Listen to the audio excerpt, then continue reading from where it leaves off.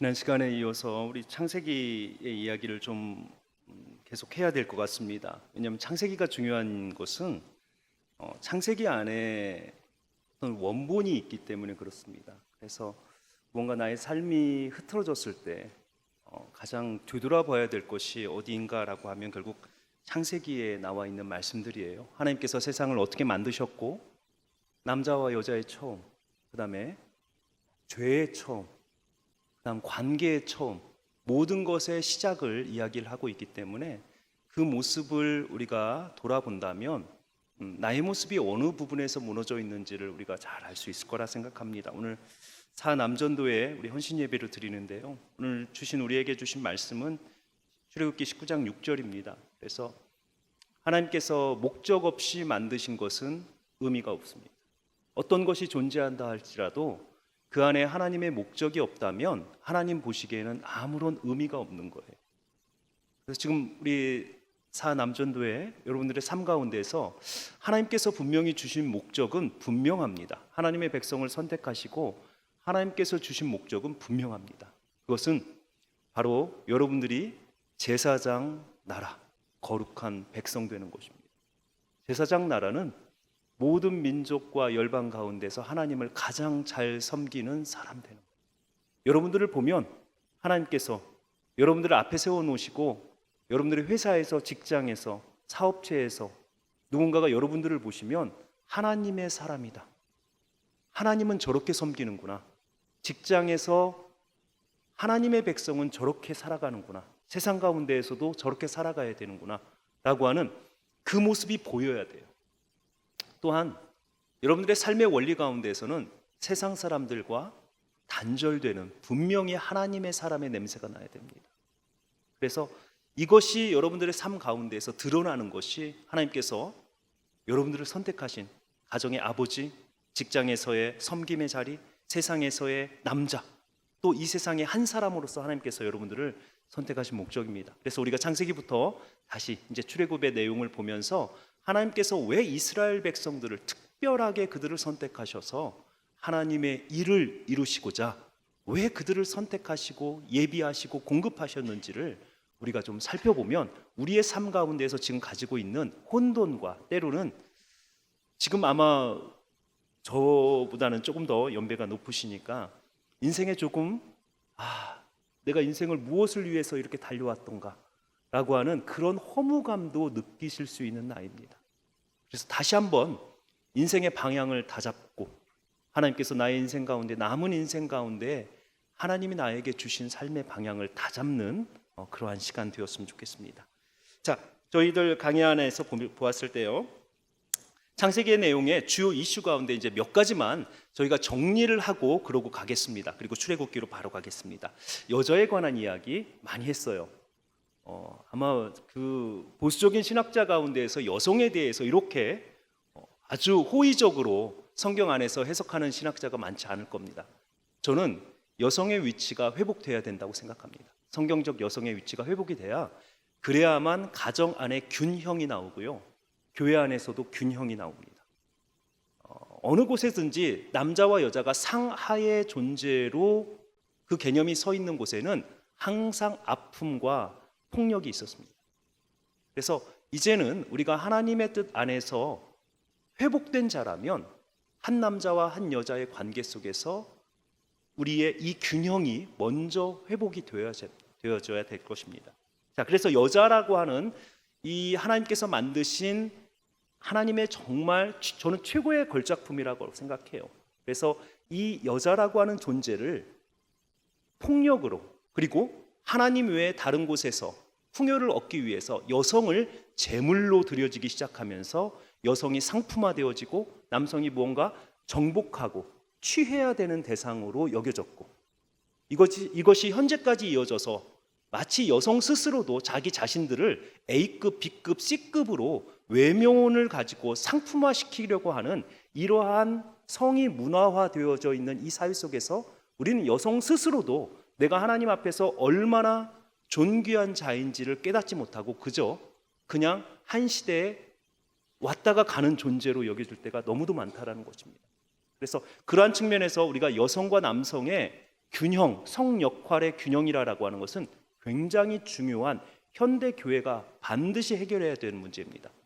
저는 페미니즘을 옹호하진 않아요. 그러나 성 역할에 있어서 여성과 남성의 균형은 반드시 필요한 것이라고 생각합니다. 자, 그 다음 가인과 아벨의 제사, 어떻게 하나님 앞에 예배 드릴 것인가 라고 하는 문제예요. 여러분들이 동일하게 하나님 앞에 지금 예배 드리고요, 신앙생활 하고 계세요. 그런데 어떤 예배를 하나님께서 받으시고 어떤 제물과 어떤 예배는 하나님께서 기뻐하시지 않으시는가라고 하는 이 문제에 있어서 가장 먼저 하나님께서 받으시는 예배에 대한 첫 번째 예를 가인과 아벨의 제사에서 말씀하고 있습니다. 자, 많은 사람들은요, 왜 가인의 예배는 하나님께서 받지 아니하시고 아벨의 그 제사를 받으셨는가라고 하는 이 문제에 대해서 그동안 어떤 학자들은 이렇게 주장을 했습니다. 가인은 곡식으로, 아벨은 피의 제사를 드렸기 때문에 하나님께서 더 합당한 예배를 받으신 거다. 그런데요, 이 사건은 모세의 제사의 규례가 있기 전에 나타난 것입니다. 그러니까 피로써 제사를 드리고 짐승을 잡아 제사를 드려야 된다는 이 규례가 있기 전에 있었던 이야기고, 가인은 농사를 짓는 사람이고요, 아벨은 가축을 다루는 사람이기 때문에 자기의 소산물을 가지고 하나님 앞에 제사를 드리는 것은 사실은 문제가 되지 않습니다. 자, 문제는 어디서 나오냐면 4장 4절에 보니까요, 아벨이 드렸던 제사에 그 제물을 가지고 이렇게 이야기합니다. 아벨은 자기도 양의 첫 새끼와 그 기름으로 하나님 앞에 드렸더니, 자, 여기서 첫 새끼라고 하는 이것이 결국은 왜 아벨의 제사가 하나님 앞에 드려졌었는가라고 하는 이것을 결정하는 굉장히 중요한, 그래서 히브리어로 버코르라고 하는 단어인데요, 이 처음 것을 하나님 앞에 드린다라고 하는 이것이 이후에 유월절 이후에는 하나님께서 이제 유월절 어린 양을 먹고 난 이후에는 모든 처음 것은 다 내 것이니라라고 하나님께서 소유권을 주장하시는, 그만큼 무언가 마음을 하나님 앞에 드리는, 내가 하나님의 백성이라면 내가 너희를 유월절에 구원했다라고 하는 그 마음의 그 중심에 처음 것은 다 내 것이다 라고 하는, 그만큼 처음 것을 하나님 앞에 드린다라고 하는 것은 나의 삶에 있어서 최선의 것으로 하나님을 섬깁니다 라고 하는 것이에요. 이곳에서 갈립니다. 동일하게 여러분들이 헌금도 드리고요, 시간도 하나님 앞에 드리고 여러분들의 헌신과 봉사도 하나님 앞에 드립니다. 그런데 여러분들의 마음속에서 다른 것을 통해서 다 하고 나서 남은 것을 드리는지, 아니면 가장 우선순위를 하나님 앞에 먼저 두고 하나님 앞에 드리는지, 이것은 하나님만 아세요. 여러분들에게 제물도 마찬가지죠. 동일하게 11조 하실 거고 감사헌금 하실 거예요. 그러나 하나님께서는 여러분께서 드리는 그 시간과 제물과 어떤 봉사와 모든 것에 있어서 남아서 하나님 앞에 드리는 건지, 혹은 내가 다른 어떤 것을 마음에 두기 이전에 가장 먼저 하나님 앞에 드리려고 나의 소산 가운데에서, 하나님이 나에게 주신 시간 가운데서 하나님의 것을 먼저 정해놓는지, 이것에 따라서 하나님께서 받으시는 제물, 혹은 여러분들은 최선을 다했는데도 가인이 불평한 게 그거잖아요. 내가 하나님 앞에 안 드린 게 아니고 다 드렸는데 왜 아벨의 제사만 받습니까? 겉으로 볼 때는 동일하죠. 그러나 하나님이 보실 때는 엄청나게 큰 차이가 있습니다. 그러니까 우리는 좀 지혜로워야 되는 거예요. 아예 안 드리려면 아예 드리지 마시고, 하나님 앞에서 정말 내가 나의 삶을, 나의 시간을, 나의 물질을, 나의 헌신을 하나님 앞에 드리려면 우선순위를 하나님 앞에 드리는 것에 먼저 두세요. 그러면 하나님께서 무엇을 보시냐면 그 재물을 보시는 것이 아니고 마음을 보시는 거예요. 그 마음을. 그러니까 재물의 양의 문제가 아니고 재물의 질의 문제가 아니고, 하나님은 항상 사람의 마음의 중심, 이곳에 하나님의 눈길이 있거든요. 그렇기 때문에 하나님 앞에 내가 하나님의 백성으로 무언가 하나님 앞에 드리기를 결심하셨다면 우선순위를 하나님 앞에 두고 먼저 하나님 앞에 드리는 그 훈련을 해보십시오. 그러면 하나님이 받으십니다. 그래서 이건 지혜예요. 하나님께서 우리에게 가인과 아벨이라고 하는 이 두 사람의 제사와 제물의 이야기를 써놓은 것은 너희도 이와 같이 지혜로워라 라고 하는 그것을 우리에게 보여주시는 거예요.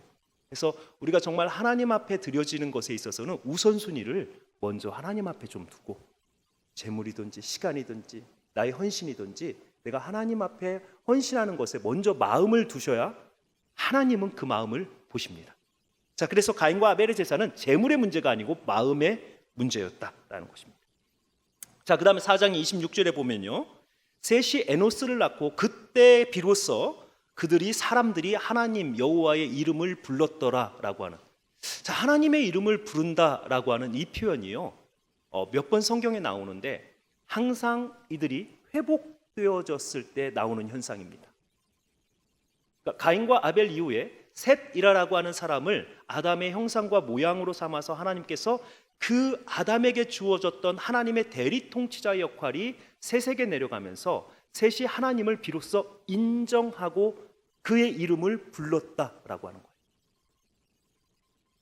아브라함도 마찬가지고요, 야곱도 마찬가지고요. 그의 인생에서 그가 회복되는 시점마다 항상 나오는 현상이 있었어요.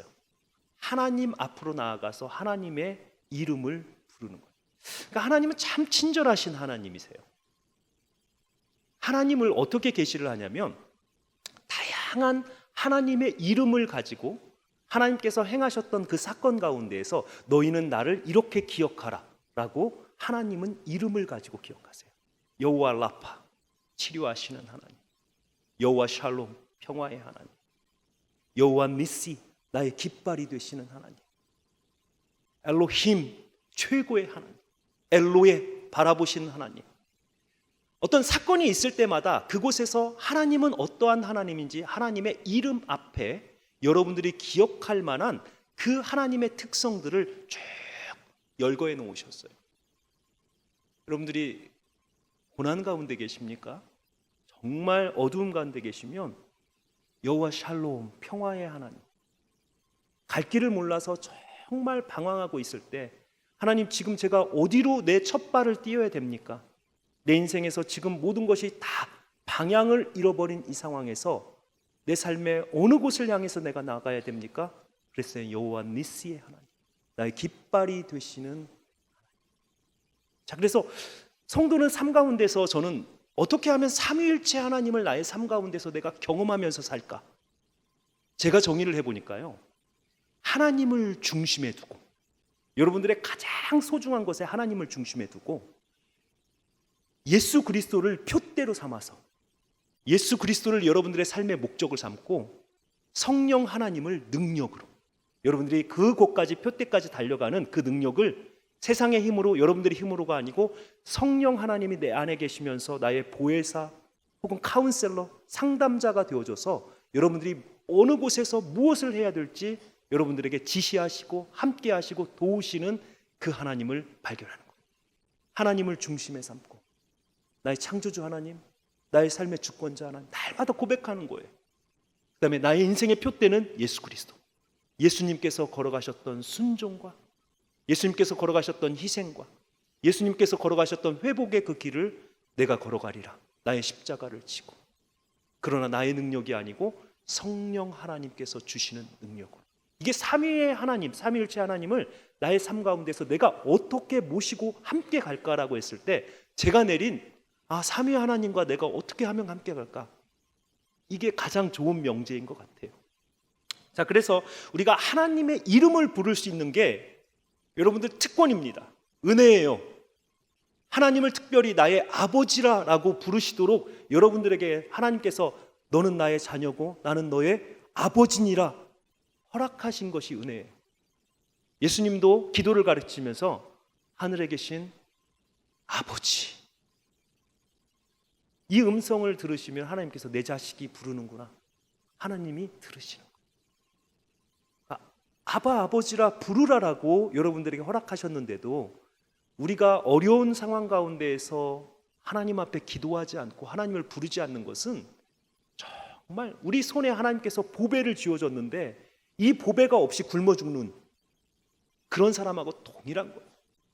제가 기도라라고 하는 단어를 원어로 그대로 보니까요, 한번 말씀드리셨는지 모르겠지만 기도라고 하는 단어가요, 원래는 기도라고 하는 단어가 팔라리라라고 하는 히브리어 단어인데요, 그냥 사람은 의식적으로 가만히 놔두면 내 자신을 바라보거나 혹은 나를 둘러싼 환경밖에 바라볼 수 없도록 내 안에 있는 중력이, 자아의 중력이 내 시선을 끌어당깁니다.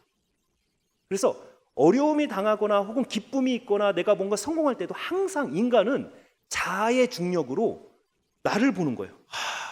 내 힘으로, 내가 아무것도 없어서 이러고 보는 거예요. 혹은 겨우 들어서 보는 게 내 주위를 보는 거예요. 내 이웃이, 내 부모가, 내 환경이. 기도라고 하는 단어는요, 의식적으로 나의 시선을 들어서 하나님을 본다, 이게 기도라는 뜻입니다.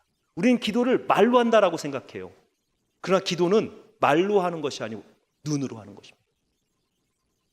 시선을 나를 향해 고정되어지고 내 주위의 환경에 고정되었던 나의 시선을 의식적으로 들어서, 그래서 히브리어 동사에서 그냥 일반 동사가 아닌 힘을 써서 들어야 되는, 의식적으로 내가 힘을 써서 들어야 되는 히트팔렐이라고 하는 동사 형태를 사용해서 히트팔렐, 그러면 이게 기도하다라고 한다. 자, 그러니까 여러분들이 정말 기도한다라고 하는 것은요, 시선을 바꾸는 거예요. 입으로 유창하게 하는 것이 아니고 나의 도움이 어디서 오는지 하나님을 보는 자가 기도하는 자입니다. 말로써 유창하게 하는 것이 아니고 나의 환경과 나 주위의 환경을 보는 것이 아니고 나의 삶을 주관하시고 나를 만드신 하나님을 현재 여러분들의 삶 가운데서 고개를 들어서 의식적으로, 이건 날마다 우리가 해야 되는 거예요.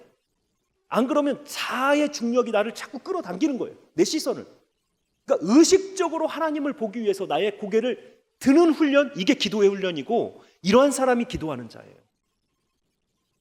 이렇게 나의 마음속에서 하나님을 보려고 의식적으로 하는 자가요, 유창하게 기도하지 않고 아버지, 한 번의 이 탄식에 아버지는 다 아시는 거예요. 내 자식이 왜 아픈지, 무엇이 필요한지, 지금 내 자식에게 어떤 일이 일어나고 있는지 아버지는 다 아시는 거예요. 우리가 그걸 못하고 있는 거예요. 고개를 숙이고 내 주위를 바라보면서 유창하게 아무리 떠들어도 여러분들의 궁극적인 기도의 방향이 결국은 하나님을 바라보지 못하면 여러분들의 기도는요, 유창한 연설이. 바리새인들이 사람들 보기 위해서 사람들 많은 곳에서 나는 금식을 하고 기도를 하고 하나님 앞에 종교 예식을 하고 어떤 것도 빠지지 않고 하나님 외쳤던 연설과 같이, 그러니까 우리의 기도는 하나님을 나의 아버지라 부르면서 여러분들의 시선을 자기 중력이 아닌 하나님의 은혜의 중력으로 들어서 하나님을 바라볼 수 있어야 이게 진짜 기도고 하나님의 이름을 부르는 자입니다. 우리 아버지들 기도하셔야 돼요. 우리 여러분들 정말 하나님 앞에서 기도하셔야 돼요. 왜냐하면 여러분들의 시선은 사실은 직장에 있고 세상에 있기 때문에 시선이 자꾸 나에게 모아지거나 내 주위로 모아질 가능성이 많습니다.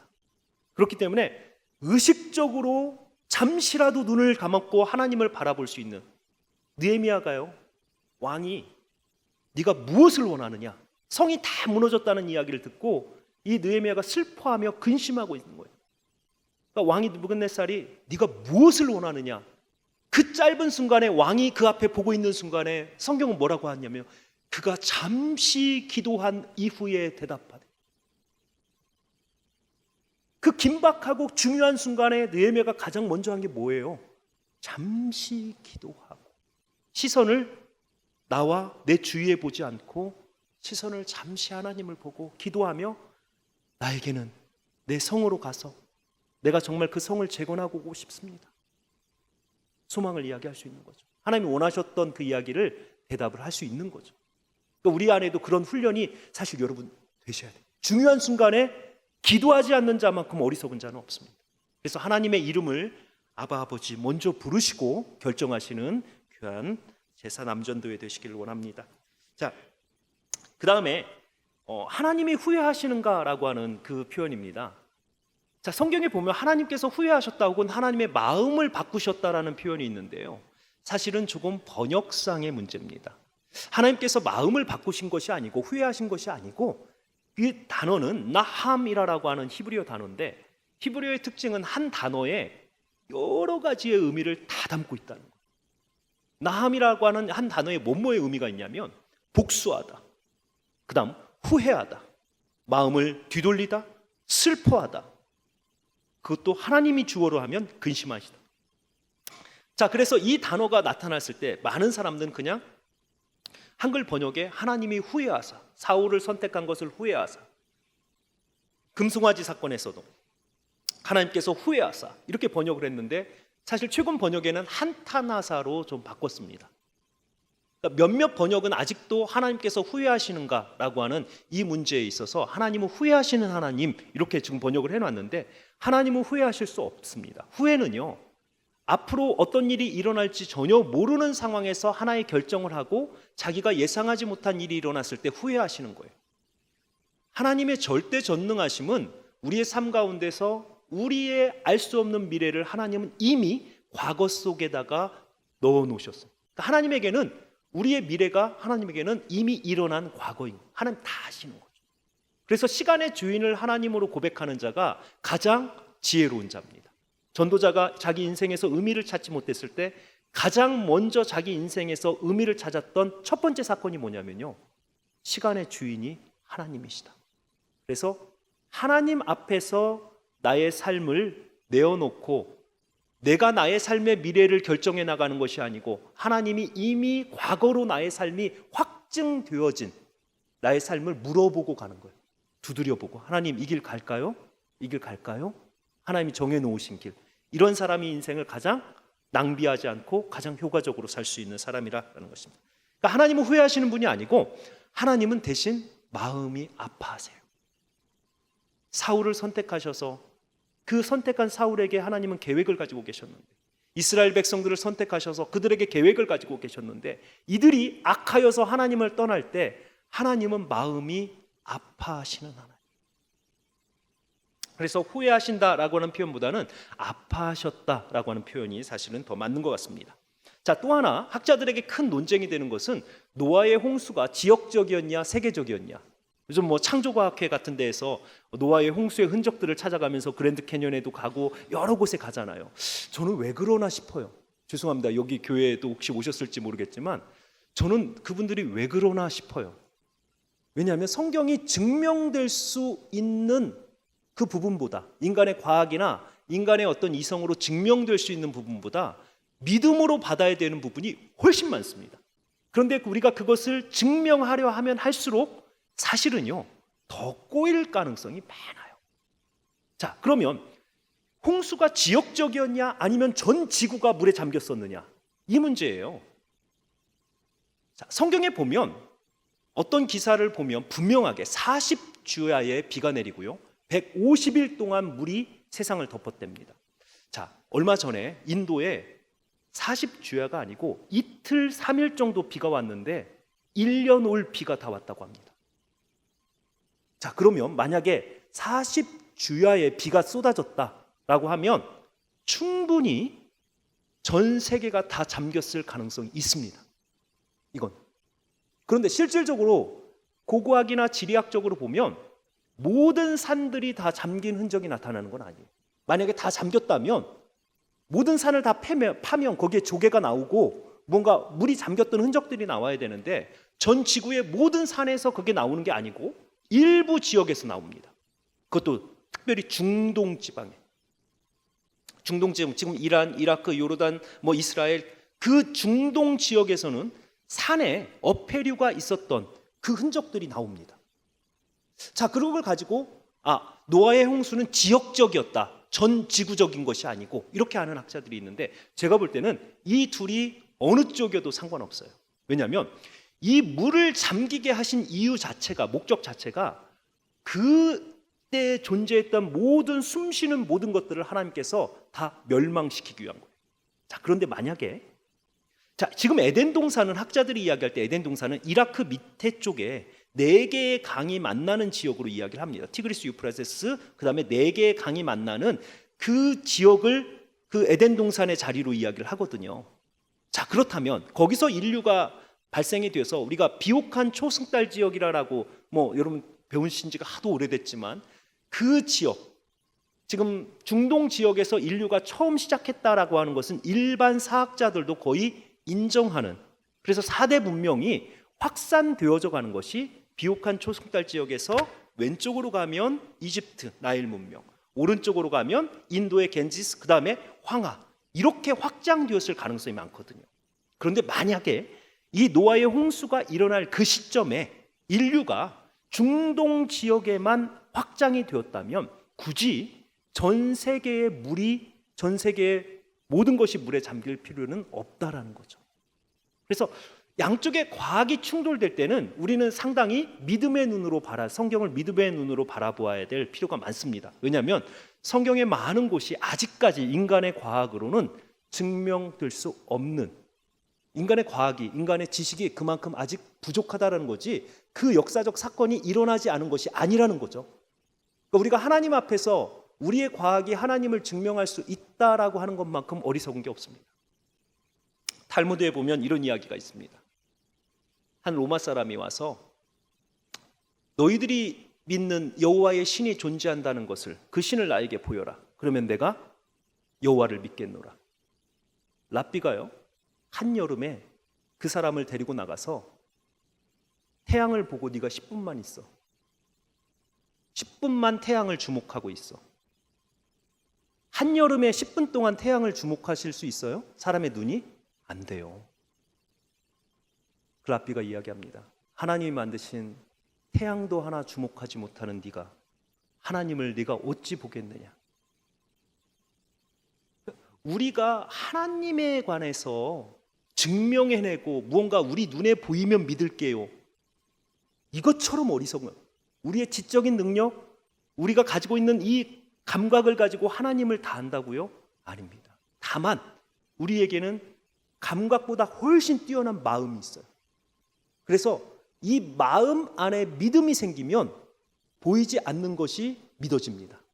이게 성도들이 가질 수 있는 가장 큰 무기예요. 지성보다도, 과학보다도, 이성보다도 가장 큰 게 있다면 믿음이에요. 그래서 믿음은 우리 안에 하나님께서 마음 가운데 하나님이 주신 이 세상의 어떤 것보다도 뛰어난 지식이고 지혜입니다. 그래서 이 믿음이 여러분들 마음에 있다면요, 삶 가운데서 보이지 않는 하나님의 손길이 보이기 시작하는 거예요. 이게 하나님의 사람의 특징입니다.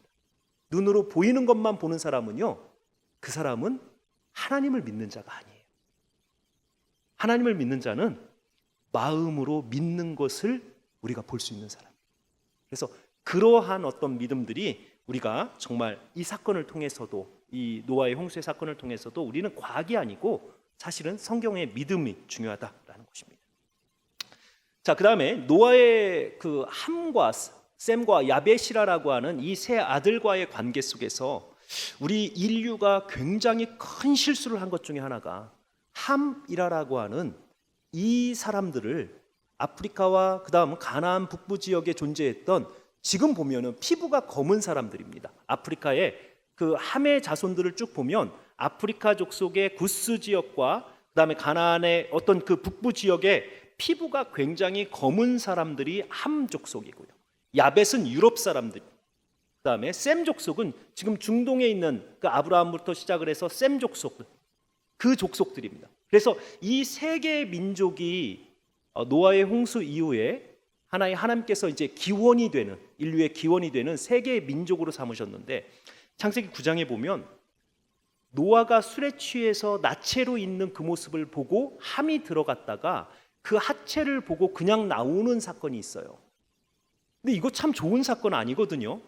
어떤 면에서 보면 노아가 술 먹고 그렇게 실수한 것을 아들 함에게 나중에 저주합니다. 너는 내 형제의 종들의 종이 될 것이다 라고 이야기를 하면서, 이 두 형제의 종들의 종이 될 것이다 라고 하면서 엄청나게 큰 저주를 합니다. 자, 이 본문을 가지고요, 기독교인들 가운데에서도, 불과 150년, 200년 전에 기독교인들 가운데에서도 뛰어난 기독교 신학자들도 노예 제도는 성경적이다라고 믿었습니다. 왜냐하면 함 족속, 아프리카의 그 피부가 검은 사람들을 데려다가 야벳이나 셈 족속들이 노예로 삼는 것은, 종으로 삼는 것은 이건 성경적이다라고 믿었던 거예요.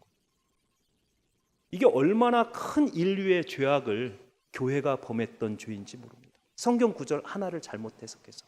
그런데 여기에서 보면 함이라라고 하는 이 족속에 대한 어떤 노아의 저주는 사실 피부 색깔에 따라서 어떤 흑인들이 백인을 섬겨야 된다 이런 개념이 아니고, 아직 함이 자식을 낳지도 않았는데 거기에 뭐라고 써 있냐면 함은 가나안의 조상이니라.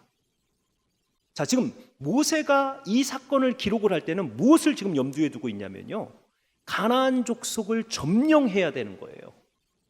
그러니까 셈 족속인 이스라엘이 가나안 족속을 점령해서, 그 가나안 족속을 점령해서 그들을 정말 그 땅에서 몰아내고 그들을 잡아서 노예로 삼고 종으로 삼고 이렇게 하는 것이 단순하게 민족적인 어떤 그 민족과 민족 갈등 가운데서 세상적 대결이 아니고, 이것이 이미 하나님께서 노아의 자손 이후에 하나님께서 셈 족속을 통해서 하나님께서 회복하시고자 하는 하나님의 계획이었다. 이것을 드러내기 위해서 노아의 후손들의 이야기에 함과 셈과 야벳 이 세 아들 간의 이 관계를 모세는 기록을 해놓은 것이죠. 그런데 이것을 마치 노예 제도를 합법화시키는 것처럼 그렇게 해석한 것은 정말 잘못된 해석입니다. 그래서 성경 해석을 하나 잘못하면요, 인류가 정말 불행한 일을 많이 겪었습니다. 그래서 이 해석에도, 성경 해석에서도 단순하게 가나안 정복이라고 하는 그 사건에 관한 것이지, 인류의 어떤 그 아프리카 족속들, 아프리카에 사는 사람들을 노예로 삼아도 된다라고 하는 이러한 어떤 적용은 아니다라는 것입니다. 자, 그 다음에 에서의 후손의 이야기 36장에 보면 에서에 관한 이야기가 나오는데요. 자, 에서에 관한 이야기가 참, 에서는 야곱과 에서 사이에서의 어떤 그 갈등들이 있잖아요. 그런데 에서라고 하는 이 아들은 끝까지 예수 그리스도의 시대까지 성경에서 굉장히 하나님의 어떤 일들을 방해하는, 그래서 에서의 후손 가운데서 여러분들이 성경에서 가장 주목해야 될 사람이 헤롯 왕입니다.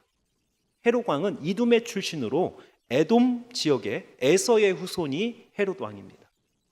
그래서 에서와 야곱 사이의 이 갈등은 사실은 예수님과 헤롯 왕 여기까지 이어집니다. 에서라라고 하는 이 아들의 어떤 그런 갈등들이요.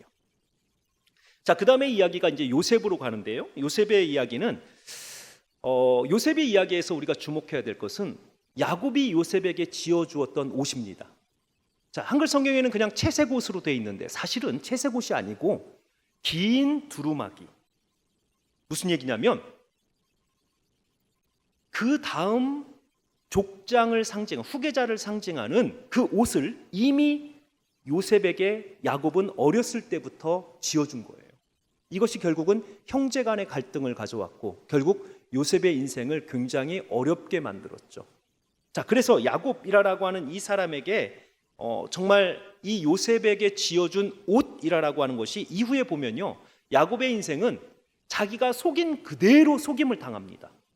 그래서 아버지를 속일 때 어떻게 속였습니까? 에서의 옷을 입고, 그래서 야곱이 가까이 오라, 내가 너의 옷의 향취를 맡아보니까 이건 에서의 향취니라 라고 이야기를 하는 거예요, 이삭이. 그런데 그 옷을 입고 야곱이 에서의 옷을 입고 속이거든요. 그런데 아들들이 야곱을 속일 때요, 요셉의 옷을 가져다가 속입니다. 이게 당신의 아들의 옷인지 보소서라고 옷을 가지고 속여요. 그 다음에 에서를 그가 속일 때, 형 에서를 속일 때 붉은 죽이라고 하는 것을 가지고 에서를 속여서 장자권을 빼앗습니다. 그런데요, 이 아들들이 야곱 앞에 붉은 피를 묻혀서 옷에다가 죽었다라고 속입니다. 그래서 의도적으로요, 붉은 것, 옷 이렇게 연결을 시키면서 야곱의 인생이 130년의 인생을 살았지만 험악한 인생을 살았습니다 라고 하는 것이 야곱의 인생 가운데서 자기가 속인 그대로 속임을 당합니다. 야곱의 인생. 그래서 130년을 살았지만 험악한 인생을 살아갈 수밖에 없는. 자, 그래서 어떤 그 야곱의 집안의 그 아픔은 사실은 야곱의 편애에서부터, 라헬의 소생인 요셉을 자기의 어떤 그 후계자로 삼고자 하는 그 편애에서부터 시작된 가족의 아픔이 결국은 이렇게 요셉을 팔려가게 하는, 그러나 결국 하나님은 그것을 또 선하게 사용을 하셨죠. 그 다음 이제 마지막으로 창세기 38장의 유다와 다말 사건입니다. 이 사건 여러분 아침 드라마에서 거의 보는 막장 드라마와 비슷한 사건이에요. 그렇죠? 보면 뭐 시아버지와 며느리 사이에서 불륜, 이거 교회 안에서 이거 나올 수가 없는. 그런데 보니까요, 유다와 다말 사건이 갑자기 요셉의 이야기가 나온 다음에 그 다음에 38장에 뜬금없이 유다 이야기가 나오는 거예요. 많은 학자들은 유다의 이야기가 잘못 들어갔다라고 이야기를 합니다. 그리고 이 이야기가 긍정적인 이야기도 아니에요. 그런데 이 이야기를 창세기에 분명히 기록한 목적이 있다라는 것입니다. 그것은 바로 유다의 아내는 가나안 사람 수아의 딸이에요. 자, 그러니까 가나안 여인입니다. 자, 가나안 여인을 취하지 말라라고 하는 것이요, 이게 그 리브가와 이삭부터, 그래서 에서가요, 아버지가 어머니가 가나안 여인을 취하는 것을 보고 싫어하는 걸 보고 에서는 일부러 가나안 여인을 계속 취합니다. 그 마음이 리브가의 마음을 굉장히 불편하게 했어요. 가나안 여인을 취하는 것을. 그러니까 가나안 여인을 취하는 것이 뭐가 문제였냐면, 가나안 여인들이 가지고 있는 영향력이 가정으로 그대로 들어오는 거거든요. 그래서 족장 시대에는 가나안 여인을 취하지 못하게 했습니다. 그런데요, 유다는 어떤 사람이냐면, 사실은 성경 안에서 르우벤, 시므온, 레위, 그 다음에 유다입니다. 그런데 르우벤은요, 자기 아버지의 첩인 비라와 동침함으로써 장자권을 상실합니다. 시므온과 레위는 아버지의 명령 없이 군사를 일으켜서 자기의 그 여동생 디나가 강간을 당했을 때 그 회의족 속의 그 족장 세겜을 그 회의족 속을 치는 그 사건을 통해서 장자권을, 족장 없이 군사를 동원하는 그것 때문에 장자권을 상실합니다. 그 다음에 족장은 유다로, 사실은 법적으로 유다가 되는 거예요. 그런데 이 유다가 족장임에도 불구하고 가나안 여인을 취합니다. 그리고 그 여인은 이름도 없어요. 그리고 그 여인이 죽게 됩니다. 그 여인이 낳았던 아들들이 엘, 오난, 셀라라고 하는 아들인데요, 이 엘이라라고 하는 이 큰아들을 위해서 유다가 여인의 이름을 타말이라고 하는 여인을 얻어서 며느리로 줍니다. 타말이라고 하는 것은 여러분들 팜추리, 종려나무라는 뜻의 히브리어예요. 그러니까 이 여인은 가나안 여자가 아니고 히브리 여인일 가능성이 큽니다. 자, 그래서 결국은 엘이 죽고 오난도 죽고 그 다음에 셀라는 이 다말을 취하지 않는 거예요. 그래서 이 다말이 속여서 아버지와 동침함으로써 그 유다 계열에서 가나안 여인이 아닌 이스라엘 히브리 여인 가운데에서 그 후손을 내는, 그러니까 셀라는 비록 유다의 아들이었지만 정통 계열에 들어갈 수 없는 가나안 여인에게 들어온 거거든요. 그래서 타마리라라고 하는 이 여인을 통해서 베레스와 세라라고 하는 이 아들이 나왔고, 이 이야기가 왜 중요하냐면요, 베레스의 6번째 6대 손이 누구냐면 살몬이고요. 살몬이 누구하고 결혼을 하냐면 라합과 결혼을 합니다.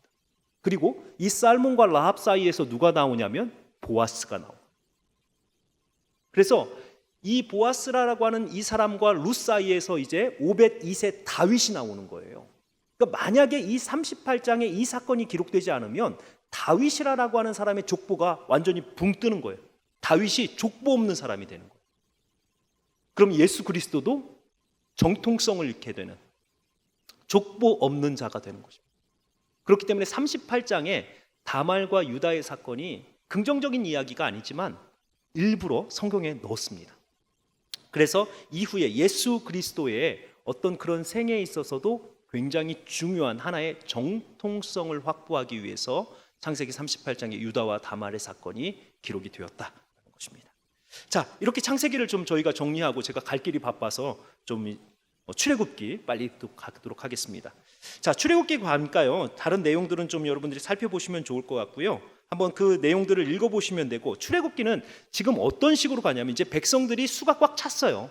창세기 이야기를 보면 창세기 12장 1절에서 3절 사이에 보면 자손과 땅과 복이라라고 하는 이 세 가지 언약 가운데서 자손의 숫자가 찼기 때문에 그 다음에 하나님께서 모세라라고 하는 사람을 준비시켜서 이 백성들을 이끌고 나가서 아브라함에게 약속하셨던 약속의 땅으로 나아가서 처음 개념, 오늘 우리가 읽은 본문의 처음 개념의 나라라고 하는 개념의 처음, 그래서 하나님의 제사장 나라를 세우고 그곳에서 가나안의 율법이 아닌, 가나안의 법이 아닌 하나님 여호와의 법을 따라서 사는 단절되고 구별된 거룩한 백성들을 만들어내는 이 목적을 위해서 하나님께서 출애굽기라고 하는 이 책이 기록이 됩니다. 그런데 사실은 모세오경은 5개의 책이 아니고 한 권의 책입니다.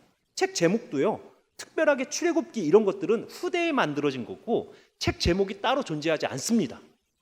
그래서 출애굽기의 제목이 유대인들은 뭐냐면 이것이 이름이니라. 출애굽기 1장 1절에 이것이 이스라엘 야곱의 자손들의 이름이니라 라고 했을 때 그냥 첫 구절을 따라서 이것이 이름이니라. 민수기는 광야에서, 왜냐하면 첫 구절이 광야에서거든요. 그러니까 이게 어떤 특별하게 5권으로 쓰여진 것이 아니고 원래는 모세는 한 권의 책으로 썼다라는 것입니다. 자, 그래서 우리가 출애굽기 내용을 보면 1장에서 18장까지는 실제로 이스라엘 백성들이 애굽에서 어떻게 빠져나왔느냐라는 이야기고, 그다음 19장에서 40장까지는 하나님께서 이스라엘 백성들을 시내산에 모으셔서 이스라엘 백성들이 어떻게 살 것인가라고 하는 613개의 율법을 주시고 이들이 11개월 동안 이 율법을 가지고 시내산에서 살아보고, 민수기 10장, 그러니까 레위기까지가 다 하나님이 주신 율법이에요. 한 권의 책으로 보면 출애굽기 19장부터 민수기 10장까지가 하나님께서 주신 율법을 가지고 이스라엘 백성들이 11개월 동안 시내산에서 살았던 이야기. 그다음 민수기 10장부터 이스라엘 백성들이 가나안 땅을 점령하기 위해 출발합니다. 자, 그래서 우리가 나눠져 있는 이 5권의 책이 어떤 면에서 보면 상당히 인위적인 어떤 그런 모습도 보입니다. 자, 그래서 출애굽의 어떤 그런 내용들을 쭉 살펴보시면 여러분들 잘 아는 이야기죠. 1장에서 18장까지면 이스라엘 백성들의 수가 차니까 바로가 두려워하는 거죠. 그러니까 그 당시 보니까 바로의 궁을 주위로 하는 위성 도시에 인구가 40만 정도였다고 합니다. 그러나 이스라엘 백성들의 인구를 세니까 장정만 60만이에요. 거기서 불과 30km밖에 떨어지지 않은 고센 지역에 장정만 60만이 살고 있으면 전체 백성이 200만 가까운 한 민족이 한 곳에서 모여 사는 거예요. 그러니까 이들이 이제 두려워지기 시작하는 거죠. 왜냐하면 거기에 보면 요셉을 알지 못하는 왕이 나왔다라고 하는데, 요셉을 알지 못하는 왕이 아니고 사실은 정권이 바뀐 겁니다. 그 이전에 요셉 시대에는 왕이 아시아 계열의, 그러니까 지금 셈족이나 혹은 가나안 지역에 있었던 사람들이 애굽을 정복하고 애굽을 다스렸던 외부의 왕조가 다스렸던 시대에 요셉이 국무총리를 했기 때문에 그렇게 이질감이 없는 거예요. 어차피 왕도 정통 애굽 사람이 아니었습니다. 그런데 이 외국인들을 다 몰아내고 애굽의 정통 애굽 사람들을 중심으로 하는 왕조가 생기기 시작하면서 어떤 정책이 나왔냐면 반이민 정책, 이민자들을 향해서 반이민 정책을 펴기 시작하면서 이들이 이민자들 혹은 이주자들을 억압하기 시작하는 거예요. 그런데 가장 많은 인구를 이루고 있는 사람들이 히브리 혹은 이스라엘 백성들입니다. 그래서 이들에게 인구 억제 정책을 쓰죠. 남자를 죽이고 여자는 살려두고. 그러나 이 인구 억제 정책이 산파들이 가기 전에 히브리 여인들이 아이를 낳기 시작하는 거예요. 십브라와 보아라고 하는 이 산파들이 왕의 명령을 어기고 살려두는 것도 있지만 여인들이 워낙 하나님께서 건강하게 아이를 낳게 하시는 거예요. 그래서 숫자가 계속 늘어나는 거죠. 상당히 두려움의 존재가 되는 거예요. 그러니까 이들에게 많은 부역을 시켜서 오히려 이들을 통제하려고 하는 그 정권의 하나의 외국인들에 관한 정책이 바뀌면서 이스라엘 백성들이 압박을 받게 됩니다. 사실 이것도 하나님 뜻이죠. 왜냐하면 그 땅에서 평안하게 살았으면 가나안 땅으로 갈 일이 없지요. 그래서 하나님께서 그들을 괴롭게 하사 이들이 외치게 하는 거예요, 하나님. 그리고 모세를 미리 하나님께서 준비하셔서 40년은 궁에서 40년은 광야에서 40년은 이들을 이끄는 자로 하나님께서 예비하셔서 모세라고 하는 단어 자체가 마사라고 하는 단어입니다. 물 위에서 드러내다, 뭔가를 끄집어내다 드러내다. 그러니까 바로의 공주가 그 바구니를 드러내는 그 상황이 사실은 모세가 홍해에서 이스라엘 백성들을 건져내는 것과 연관이 되게 시키는 거예요. 모세는 끄집어내는 자, 드러내는 자 이런 뜻이거든요. 그러니까 성경은 이름대로 삽니다. 성경에서는 그 사람이 앞으로 감당해야 될 그 사역을 이름 안에 다 넣어 놓습니다. 자, 그래서 모세의 어떤 성장을 보면 하나님께서 모세를 선택하셔서 미리 예비하셔서 이들을 이끌어내는 지도자로 준비하셨다라는 것입니다. 자, 모세의 소명에서 굉장히 중요한 것은 호렙산 혹은 시내산이라는 같은 산입니다. 그런데 하나님께서요, 모세를 호렙산에서 만나시고 시내산으로 이스라엘 백성들을 부르셔서 이 호렙산과 시내산이 굉장히 성경에서 중요한 산이에요. 지금은 여러분들 우리가 성지순례를 가면 안타깝게도 그 산을 못 갑니다. 왜냐하면 테러가 났었거든요.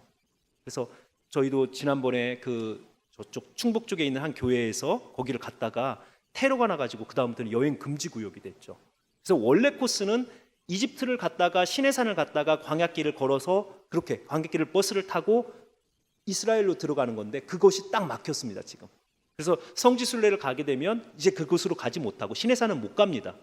시내산이 성경에서 왜 중요하냐면 시내산은 하나님께서 하나님의 사람을 부르시거나 회복시키는 곳이에요. 그래서 엘리야가 이세벨에게 지쳐 있을 때 피해서 도망갈 때 호렙산, 시내산으로 부르셔서 그곳에서 다시 회복시키시는 산, 누군가를 부르시는 산, 회복시키는 산, 그 산으로 하나님께서 모세를 부르셨고 이스라엘 백성들을 부르셔서 이스라엘 백성들이 11개월 동안 그곳에서 사명감을 깨닫게 하시는 산이라는 것입니다. 자, 여기서 하나님은 처음으로 여호와라고 하는 하나님의 이름을 드러내는데 창세기 3장 14절에 보면 이 단어가 나는 스스로 있는 자니라 라고 한글 성경에는 그렇게 번역이 되어 있는데요, 사실은 그렇게 간단한 단어는 아닙니다. 히브리어 원어를 그대로 하니까 존재한다라고 하는 비동사 하야 동사를 가지고 두 번을 하야 동사를 그래서 에히 아시아르 에히 이렇게 됐습니다. 그래서 이게 하야를 가서 그래서 원래 의미를 그대로 번역하면 나는 존재하고 있다. 그런데 나는 존재할 것이다. 그러니까 현재나 미래나 나는 영원히 존재하고, 어떤 면에서 보면 존재를 가능하게 만드는 자, 누군가에게 내가 만들어진 것이 아니고 나는 시간을 뛰어넘어서 언제나 계시는 신 하나님이니라, 이걸 드러내시는 거예요.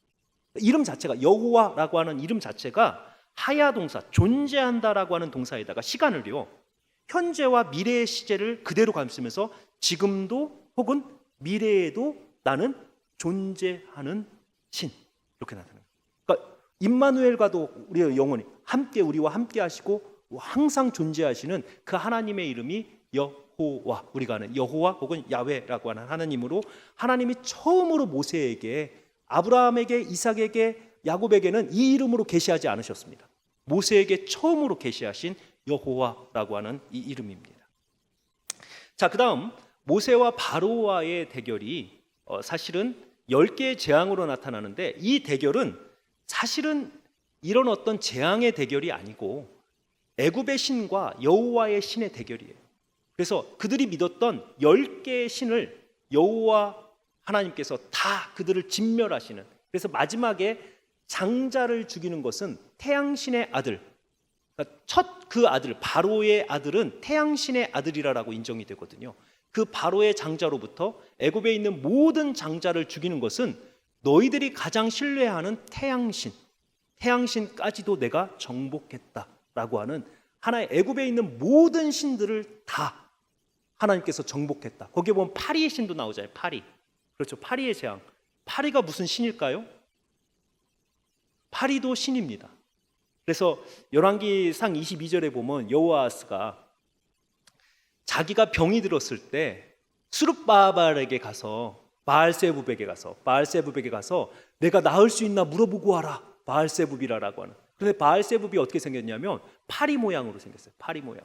그러니까 그들이 얼마나 그 신들을 만들어낼 때 아주 재밌게 만들었냐면, 파리가 병을 옮기잖아요. 파리들이 다니면서 오물을 해가지고 병을 옮기잖아요. 그러니까 아예 그 파리를 그들의 우상으로 만들어 놓으면 병이 자기에게 옮지 않을 것이다. 그 파리의 신을 섬기면. 그래서 큰 파리의 신을 섬기는 거예요. 그래서 그 파리의 신들을 섬기면서 질병을 멀리하고, 그러나 이런 모든 신들을 하나님께서 멸망시키는 것을 우리가 볼 수 있습니다. 자, 출애굽의 그 뭐 다양한 지금 이야기들이 있는데 중요한 것들 몇 가지만 저희가 좀 살펴보고요. 사실은 오늘 제가 여러분들하고 좀 나누고 싶은 이야기가 있습니다. 그래서 오늘 아니면 제가 이제 3주 후에나 여러분들을 뵐 것 같아서 오늘을 좀 나누고 싶은 이야기가 있는데요. 사실은 우리가 출애굽기부터 레위기까지를 살펴보기 때문에 레위기의 가장 중요한 건 예배입니다. 어떻게 하나님 앞에 제사 드릴 것이냐, 이것을 이야기를 하는데, 제가 앞에서도 제사의 가장 본질은 마음이다라고 하는 이야기를 드렸잖아요. 그런데 예배라고 하는 것이 진짜 무엇이냐라고 하는 이 이야기를 먼저 해야 될 것 같아요. 왜냐하면 레위기 안에서 많은 제사의 제도가 있지만 하나님께서 이 예배라고 하는 것을 위해서 특별히 시간과 장소와 방법을 인간에게 안 맡기시고 하나님께서 명령하십니다.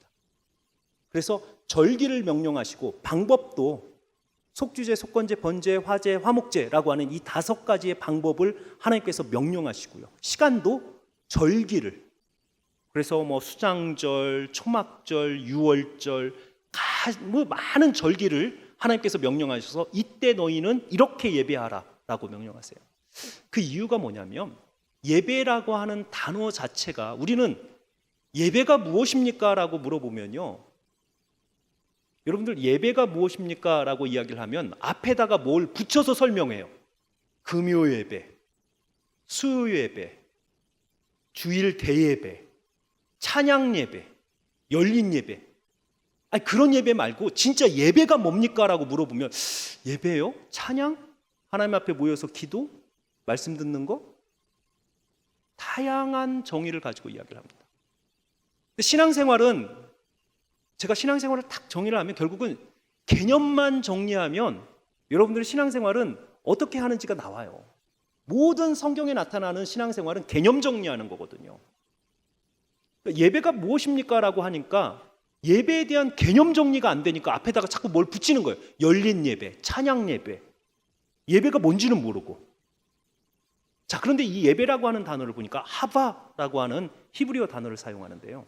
이 단어도 그냥 일반 동사로 사용하지 않고 히시 하바, 히시, 히트 이런 게 붙으면요, 의식적으로 행동한다는 뜻이에요. 의식적으로.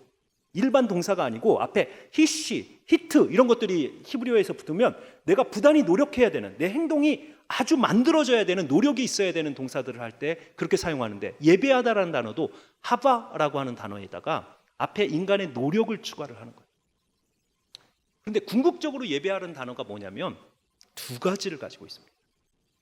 하나는 하바라고 하는 단어가 나아옴, 하나님 앞으로 나아옴, 그 다음에 엎드려 기다림. 이게 예배하다는 뜻이에요. 그래서 예배하고 제사를 정의를 할 때 하나님 앞에 나오기 위해서 우리가 정결하게 행동하고 죄를 범하지 않고 날짜를 기억하고 장소를 기억하고 내가 의식을 가지고 하나님에 나아가는 그 내가 준비하는 것까지 다 예배에 들어가는 거예요. 제사에 다 들어가는 거예요. 그리고 하나님 앞에 나왔을 때는요, 예배의 가장 본질은 하나님 앞에 엎드려 기다립니다. 하나님의 임재와 용서하심과 은혜와 말씀하심과 하나님 나와 함께 하심을 엎드려 기다립니다. 자, 우리는 예배 회복을, 한국교회가 예배 회복을 외칩니다. 근데 저는 정말 걱정이, 그렇게 예배를 회복을 외치시는 분들이 진짜 예배가 뭔지를 알고 계시는지 그게 굉장히 궁금해요. 왜냐하면 예배 회복을 이야기를 하면서 여전히 어떻게 하면 사람들을 행복하게 만들까? 어떻게 하면 성도들의 마음속에 그 은혜를 체험하게 할까? 온통 초점이 어디냐면 성도들에게 있는 거예요. 예배 회복이 성도들의 만족도에 따라서 예배가 회복된다라고 생각하는 거예요. 그렇지 않습니다. 예배는요, 오히려 여러분들이 이 예배 자리에 나오기 전까지 여러분들은 부단히 준비하셔야 돼요. 여러분들의 삶을 가지고. 그러나 예배 시간에는 인간의 어떤 행동으로도 우리가 하나님을 즐겁게 드리고 하나님을 막 만족시켜 드리고, 예배 시간에 3분만 빈 차이가 있으면 예배 준비가 안 돼 있고, 예배 시간에 조명이 나쁘고 뭐가 조금만 나쁘면 우리는 우리 교회 예배가 왜 이러지? 마치 예배를 공연으로 보는 거예요. 그런 예배의 본질은요, 잠잠히 하나님을 기다리는 거예요. 정말 여러분들 이 교회에서도 예배에 정말 회복이 여러분들을 원하시면 저는 이 부분이 좀 강조가 돼야 될 것 같아요. 너무 앞에 나와서 모든 순서로 보여주고 이끌고 뭐 이런 것이 아니고 정말 성도들이 하나님의 임재와 은혜와 용서하심과 하나님의 동행하심을 삶 가운데서 내가 지금까지 예배를 준비해 온, 내가 지금 이 자리에 섰을 때 속죄제로 용서를 받아야 될 자리, 아니면 속건제로 내가 무언가 잘못했을 때 하나님과 해결해야 될 자리로, 아니면 다툼이 있었으면 화목제로, 아니면 내 자신을 하나님 앞에 다 헌신해야 될 자리가 있다면 하나님 앞에 번제로 드리는 이러한 어떤 삶의 다양한 상황 가운데서 여러분들이 이곳에 와 있다면 성도가 잠잠히 하나님의 역사하심을, 예배 가운데 은혜를 기다릴 수 있는 시간이 여러분들의 예배 가운데 정말 있냐라는 거예요. 방지일 목사님, 평양신학교 1회 졸업생이시죠? 방지일 목사님이 돌아가시기 전에 미국에 와서 한번 강의를 한번 하셨나? 그때 제 기억을 94살에 오셔서 강의를 하셨는데 쩌렁쩌렁 하셨습니다. 그때 뭐라고 말씀하셨냐면, 나에게 하나님께서 은혜를 한 번 더 주셔서, 만약에 한 번 더 주셔서 목회할 수 있는 그런 기회가 있다면 저는 레위기하고 아가서를 집중적으로 가르칠 것입니다. 한국 교회에는 이 두 개의 책이 정말 필요합니다. 저는 이분의 말씀에 정말 공감해요. 예배가 무엇인지, 예배가 회복돼야 된다라고 이야기를 하는데 레위기에서 그려놓고 있는 이 예배에 대한, 정말 예배가 무엇인지라고 하는 것에 대한 고민을 안 해요. 그리고 그 앞에 붙어 있는 열린 예배, 찬양 예배, 이런 것들만 우리는 강조를 하고 있는 거예요. 진짜 예배가 무엇인지는 모르고. 아가서는요, 진짜 사랑이 무엇이고 진짜 가정이 무엇인지 모르고 그냥 가정은 함께 사는 곳이다, 공간으로만 여겨지고 있는 이 한국교회. 딱 방지일 목사님 그 두 가지를 지적하셨거든요. 진짜 한국교회 예배가 무너졌고 한국교회 진짜 가정이 무너졌습니다. 한국교회는 이 두 개가 회복이 돼야 한국교회 회복이 됩니다. 한국인들에게 가장 안 읽는 책이 레위기입니다. 유대인들은요, 가장 먼저 읽고 가장 많이 읽는 책이 레위기고, 한국 사람들에게는 가장 적게 읽고 가장 안 읽는 책이, 가장 나중에 읽는 책이 레위기예요. 예배가 뭔지 모르고 내 삶이 하나님 앞에 어떻게 제물로 드려야 되는지를 모르는 거예요, 사실은. 제가 오늘 사실은 여러분들 앞에 이렇게 설 수 있는 그런 기분이 아니에요. 왜냐하면 뉴스 보셨겠지만, 보신 분들도 있겠지만, 금요일 날 저녁에 중부고속도로에서 교통사고가 났습니다. 그래서 거기서 운전하던 한 자매가 불에 타서 죽었어요. 그런데 그 자매가 제 학생입니다. 금요일 날 저녁까지 저와 함께 같이 기도했고, 저희는 이제 경건훈련원이라고 하는 1학년 학생들을 모아놓고 1년 동안 기도시키고, 경건훈련원, 제가 이제 원장으로 학생들을 기도훈련을 시키는데요, 그 학생이 4학년 학생인데 리더예요. 그래서 자기가 맡은 그 조원들을 같이 기도하고 그렇게 섬기는 자매입니다. 제가 여러분들에게 이야기를 해야 되나 말아야 되나 고민을 하다가 제가 오면서 참 고민을 많이 했어요. 근데 그 자매의 그 죽음이 그냥 사고로 그렇게 여겨지는 것이 아니고 저와 여러분에게 분명히 하나님께서 주시는 메시지인 것 같아서 제가 간증을 해야겠다라고 생각을 했어요. 이 학생이 정말 학교에서 예배를 잘 섬기는 자매입니다. 예배 방송실에서요 다 준비해 놓고 학교의 모든 채플 예배에 다 섬기는 자매예요. 굉장히 밝고 항상 웃고 다니고 기쁨이 있고, 25, 이제 정말 오늘 그 피어 있는 벚꽃과 같은 그런 자매예요. 근데 지난 금요일 날 제가 경건훈련 강의를 마치고 그 조별 그 모임의 조장들의 모임이 또 따로 있어요. 근데 그 조장들의 모임을 하는데 저한테 그 자매조에서 꼭 저하고 1시간을 같이 보내고 싶다는 거예요.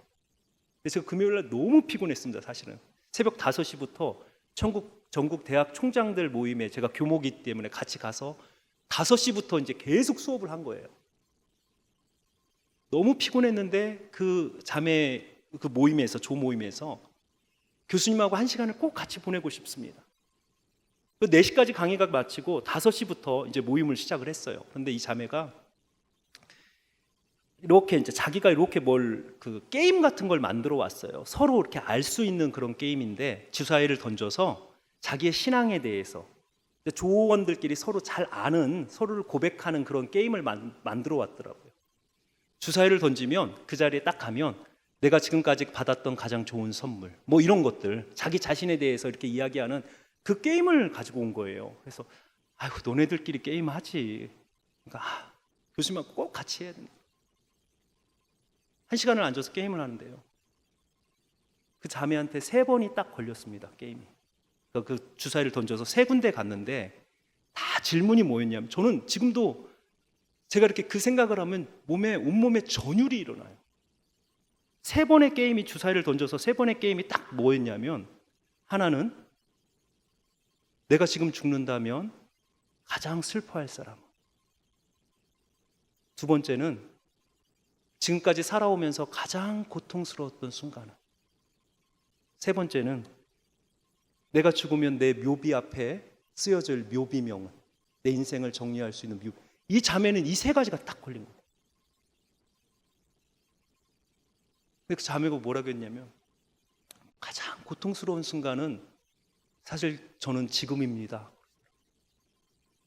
지금까지 살면서 혼자 돈 벌어서 혼자 학비를 내면서 그러고 사는 거예요. 이번 학기도 학비가 다 못 내가지고 그렇게 고통스러워하고 있는 거예요.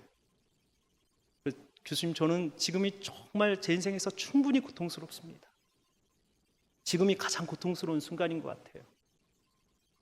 그 이야기를 듣는데 마음이 너무 아프더라고요. 2번째는 지금 내가 죽는다면 우리 엄마가 가장 아파하실 것 같아요. 마음 아파하실 것 같아요. 그 마지막에 묘비명을 이야기를 하는데 자매가 이렇게 얘기를 했습니다. 제 묘비 앞에는 이렇게 썼으면 좋겠어요. 예배자로 왔다가 예배자로 갑니다. 하나님 앞에 예배하는 걸 참 사모했던 자매. 5시 20분이 됐는데 이 자매가, 교수님 저는 이제 가야겠어요. 왜? 교회 예배 드리러 가야 돼.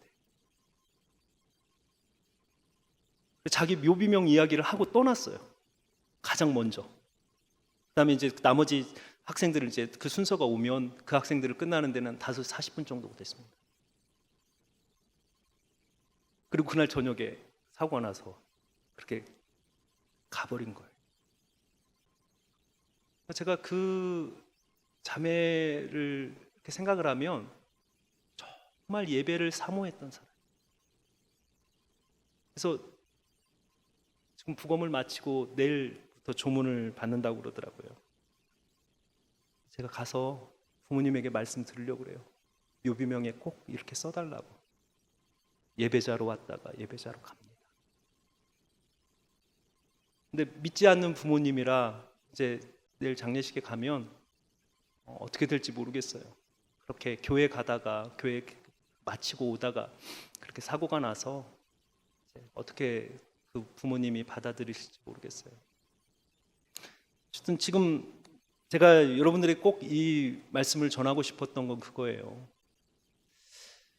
이곳에 있는 어느 누구도 여러분들에게 이게 마지막 예배가 될 수도 있는 거예요. 저와 여러분 누구나 마찬가지예요. 저는 아직도 그 아이가 그렇게 교통사고로 죽었다는 게 아직도 믿어지질 않아요. 그렇게 밝게 인사하고 갔던 애가 예배 드리러 가겠다고 그렇게 하던 애가 그렇게 갔다는 게 제가 믿어지질 않아요.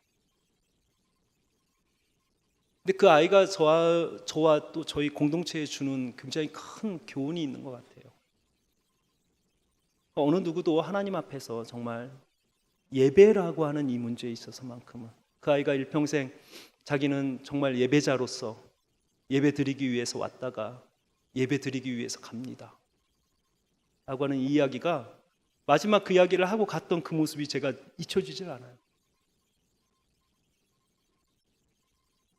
제 연구실에서 이렇게 그 아이들이 와서 앉아 있었는데요, 제가 그 이야기를 듣고 집에를 가지 못하고 어제 저녁부터 그제 저녁까지 계속 연구실에 앉아 있었어요. 그 아이가 앉았던 자리에 그 아이가 마셨던 그 제가 이렇게 타준 컵 차를 그대로 못 치우겠는 거예요, 도저히.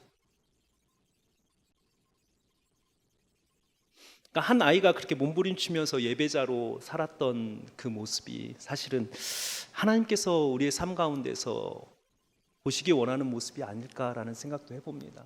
그래서 저와 여러분이 지금 이제 우리가 배우는 부분이 레위기, 출애굽기 이 얘기는요, 하나님 결국은 하나님은 어떻게 예배할 것인가를 가르치는 거예요. 하나님의 백성이 세상의 법이 아니고 제사장 나라, 제사장은요 비즈니스 하는 사람 아니에요. 하나님 예배하는 사람이거든요. 우리를 부르시면서 제사장 나라라고 하면서 분명히 우리는 예배하는 자라라고 부르시는 거예요.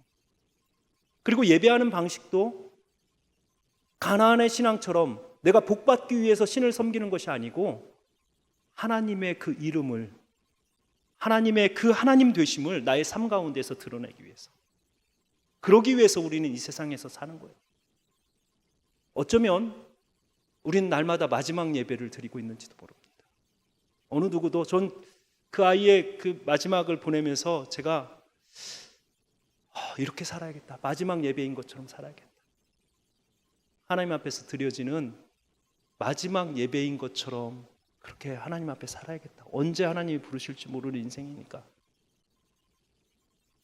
여러분들에게 이런 이야기를 말씀을 드리는 건 정말 여러분들도 마찬가지일 거예요. 하나님 앞에서 한 사람의 예배자로 사는 그 모습이 그 아이의 그 뮤비명에 그가 써달라고 한 것처럼 예배자로 왔다가 예배자로 가는 그 모습 가운데서 우리는 정말 참된 예배자가 좀 되었으면 좋겠어요. 그래서 시온수교의 예배가 좀 주님의 은혜 가운데서 좀 은혜의 예배가 좀 되었으면 좋겠습니다. 조나단 에드워드가 미국의 그 영적 대각성 운동이 일어날 때요, 그들에게 영적 대각성 운동이 일어났던 하나의 딱 기회가 있었어요. 한 젊은 청년의 죽음을 보고 많은 사람들이 자기 자신들의 죽음과 하나님의 은혜에 대해서 고민을 하기 시작하면서 기도하기 시작했어요. 이게 미국의 영적 대각성 운동에 아주 불을 당긴 사건이에요. 한 사람의 경건한 한 청년의 죽음이 미국 전체를 복음으로 불타게 했습니다. 저는 제가 그 아이의 죽음을 통해서도 저희 학교도 마찬가지고 또 제가 어느 곳에 가서 설교하는 곳에서 마찬가지고 정말 이렇게 예배를 사모했던 한 아이의 이 죽음이 여러분들에게는 좀 매 예배 시간마다 하나님의 은혜를 간구하고 정말 이것이 나의 삶의 마지막 예배가 될 수도 있겠다라고 하는 그러한 긴장감 가운데서 여러분들이 좀 예배자로서 섰으면 좋겠습니다. 그래서 시온소교의 예배 가운데에는 정말 그러한 간절함이 좀 있으면 좋겠어요. 우리가 누구나 다 하나님 앞에 갈 때 모든 사람은 다 예배자로 또 가는 것입니다. 그래서 우리가 앞으로 이제 또 이후에 배울 그 예배에 관한 이야기, 레위기에 나타나는 예배에 관한 이야기 가운데에서도 참된 예배를 좀 배우는 그런 훈련들을 좀 저희가 해갔으면 좋겠습니다. 기도하겠습니다.